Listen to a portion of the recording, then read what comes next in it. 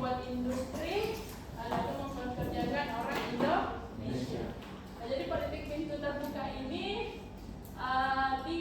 diselewengkan oleh pihak-pihak swasta. Jadi irigasi itu tidak tepat sasaran, bukan kepada orang Indonesia yang membutuhkan, tetapi kepada pertanian daripada pihak-pihak swasta yang menanamkan modalnya di Indonesia. Lalu dipelopori oleh elit pelajar bersifat nasional. Jadi dari Aceh, dari Indonesia bagian barat sampai Indonesia bagian timur sudah sadar akan ke nasib bangsa Indonesia, dan mereka banyak yang ikut belajar juga, banyak yang mendapatkan pendidikan. Jadi bersifat nasional. Sudah ada rasa persatuan ya, dari Indonesia, dari Pulau Sumatera, Pulau Jawa, lalu ke Pulau Sulawesi, sampai ke Pulau Maluku. Lalu menggunakan organisasi nasional. Jadi orang-orang Indonesia pada saat itu dibolehkan untuk mendirikan organisasi nasional. Lalu mereka tidak mudah dipecah belah. Jadi elit terpelajar ini bukan hanya mendapatkan pendidikan ya, menjadi terdidik, tapi juga tercerahkan. Ya, misalnya Dokter Insinyur Soekarno kan teknik ini insinyur toh. Lalu ada Dr. Andes Muhammad Hatta.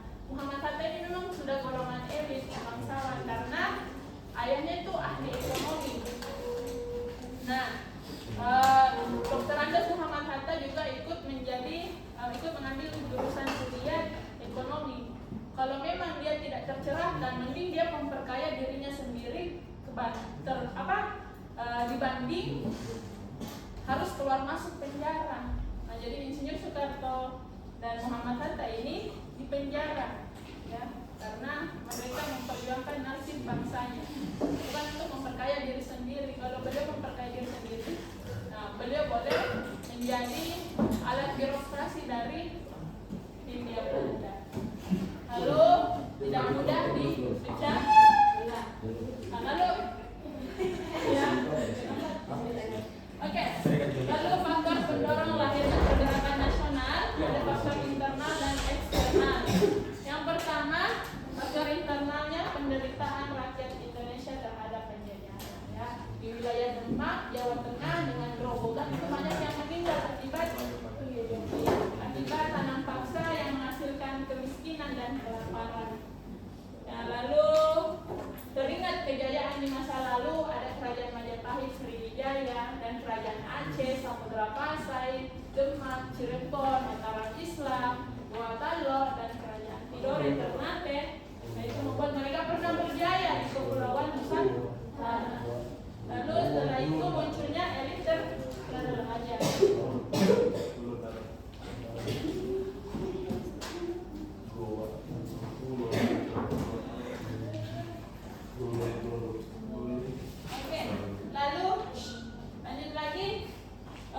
Munculnya elit terpelajar. Dan faktor eksternalnya masuknya berbagai paham, nasionalisme, sosialisme, demokrasi, dan pan-islamisme.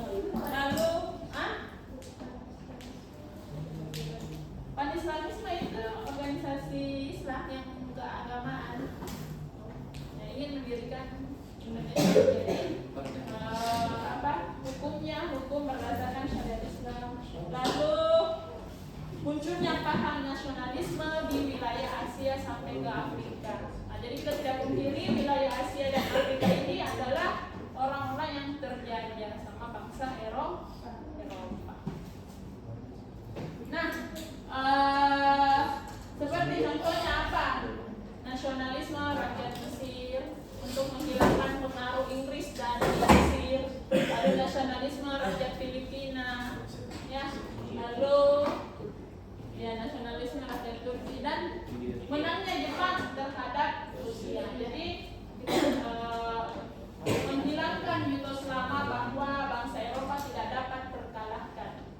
Terjadi ketika menangnya Jepang melawan Rusia. Rusia. Itu membangkitkan bahwa bangsa Asia mampu mengalahkan bangsa Barat atau Eropa.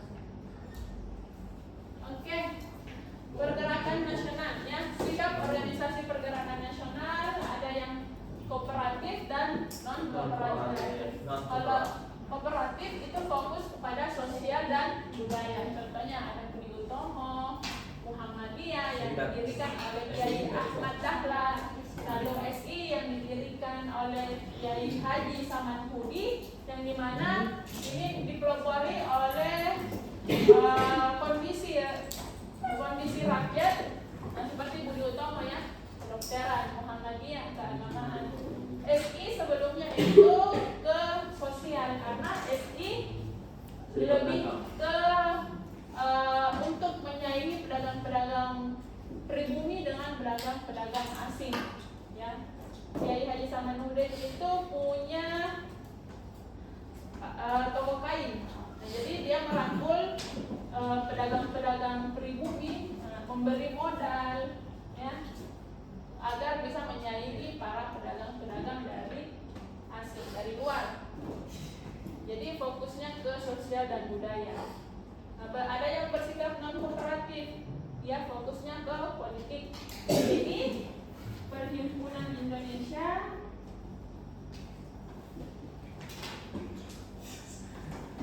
PNI, Partai Nasional Indonesia. Kalau IP apa?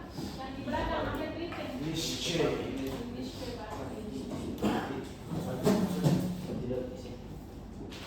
PKI, Partai Komunis Indonesia yang didirikan oleh Semaun. Oke, kita masuk di fase-fasenya. Kita harus mengenal fase-fase dari fase perkembangan 1908 sampai 1916. Nah, munculnya organisasi sosial budaya. Jadi organisasi pertama yang muncul bukan langsung mau menginginkan Indonesia merdeka, tetapi memperbaiki nasib rakyat Indonesia. Jadi didirikan Budi Utomo, Muhammadiyah, banyak sih. Ada gerakan perempuan, SI, terus Jong Java, Jong Sumatera Bon, Jong Minahasa, ya.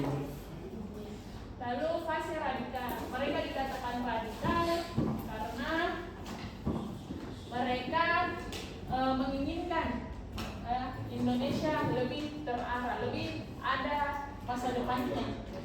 Nah, jadi reaksi organisasi politik itu dilandasi radikal oleh Belanda. Adanya doktrin Wilson, itu Presiden Amerika Serikat, yang adanya Perang Dunia Pertama dari 1914 sampai 1918. Pernyataannya itu tersebar luas karena dia mengatakan bahwa bangsa Indonesia, seluruh bangsa berhak memperbaiki nasib bangsanya, ditentukan oleh nasib bangsa itu ditentukan oleh bangsanya sendiri.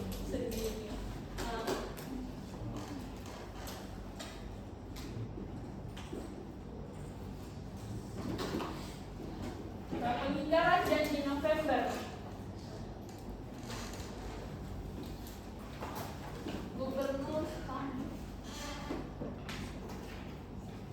Gubernur Belanda Thomas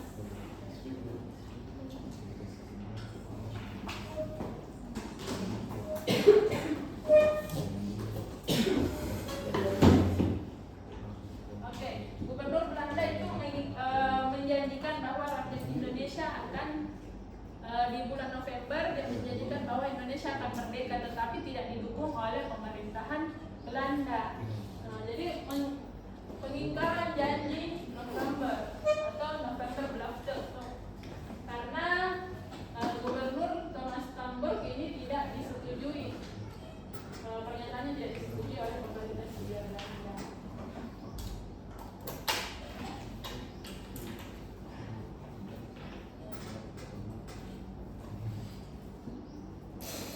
Dan gubernur setelah Thomas Tamburg ini lebih bereaksi terhadap organisasi-organisasi politik, akhirnya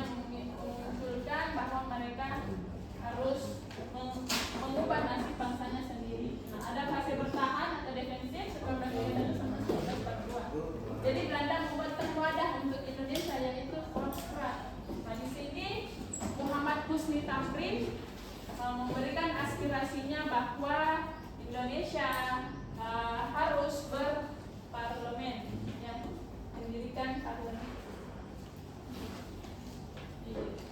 Ini hapus dulu di sini.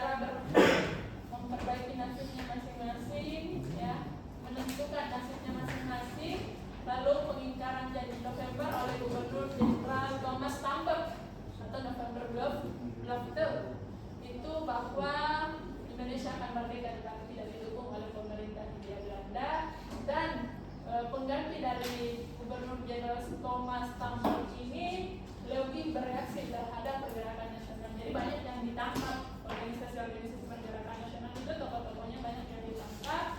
Lalu munculnya Kata Indonesia oleh J.P. Morgan. Jadi kalau Hindia Belanda dulu apa ya English gitu ya, jadi dibikin jadi Indonesia.